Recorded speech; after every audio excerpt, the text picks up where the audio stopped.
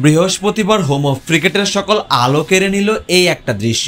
চোখে কালো সানগ্লাস, পরনে জিন্স, একটা লোক মাঠের মাঝখানে দাঁড়িয়ে আছেন। তাকে ঘিরে রীতিমতো ছবি তোলার হিড়িক। 90 দশকের যারা আছেন তাদের কাছে নস্টালজিয়া একটা ছবি। গায়ক আসিফ আকবর হোম অফ ক্রিকেটে, তবে এবার ভিন্ন পরিচয়ে, বোর্ড পরিচালক হয়ে। এবারের বিসিবি নির্বাচনের নতুন সংগঠকদের জয় জয়কার। আসিফ আকবর সেই নতুন সংগঠকদের একজন, বোধহয় তারকা খ্যাতিতে সবার চেয়ে অনন্য। দায়িত্ব পেয়েছেন তাও মাসখানেক হতে চলল, তবে আজই প্রথম এলেন হোম অফ ক্রিকেটে। এসেই সব আলো কাড়লেন, ভক্তদের ছবির আবদার মেটালেন এবং সাংবাদিকদের মুখোমুখিও হলেন। আমি বোর্ডের কাউন্সিলর এবং ডিরেক্টর নির্বাচিত হওয়ার সময় ছিলাম আমেরিকায়।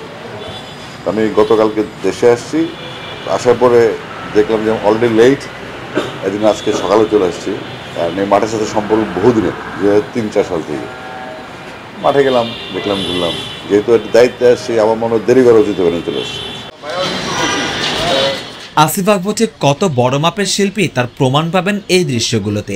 যে পুলিশ সদস্যরা আছেন নিরাপত্তার দায়িত্বে, তারাই হুমড়ি খেয়ে পড়ছেন ছবি তোলার জন্য। বাদ যাননি সংবাদ কর্মীরাও। নিজে অনেক বড় তারকা, তবে ক্রিকেট বোর্ডে তিনি কাজ করবেন ছোটদের নিয়ে, অর্থাৎ বয়স ভিত্তিক দল নিয়ে। কোথায় কোথায় কাজ করবেন তার পরিকল্পনা করেছেন কি? এখানে 3টা এফেক্ট কাজ করে। এটা হচ্ছে অ্যাফিলিয়েশন, যারা খেলে ডিস্ট্রিক্ট লিগগুলো, সেখানে কোয়ালিফাইং নেই, কোনো রেলিগেশন নেই, আবার উত্থানও নেই।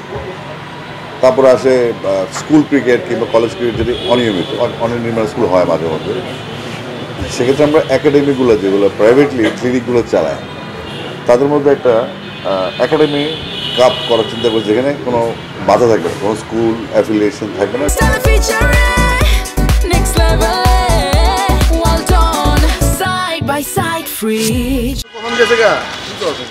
ক্রিকেটের সাথে আসিফ আকবরের সম্পর্কটা অনেক দিনের। নিজে প্রথম বিভাগ ক্রিকেট খেলেছেন, সংগঠক হিসেবেও কাজ করেছেন। ক্রিকেটের খুঁটিনাটি সবই জানা এই পরিচালকের। বাংলাদেশ ক্রিকেটের পাইপলাইনে ভালো ক্রিকেটারের অভাবটা তিনিও টের পান। এজ লেভেলে কাজ করার মানে হচ্ছে যে আপনি ফিউচারে যে ক্রিকেটটা হবে, সেখানে আমাদের বর্তমান বা আপকামিং প্রজন্ম ইনভলভ থাকবে, যেন আমাদের দেশটার পাইপলাইনে কোনো একটা পজিশনে যে একটা প্লেয়ার না থাকে, 18 মধ্যে ওপেনিং করবে এক সাইডে, এবং একটা পজিশনে 4-5টা প্লেয়ার না থাকলে তো আসলে জিনিসটা হবে না।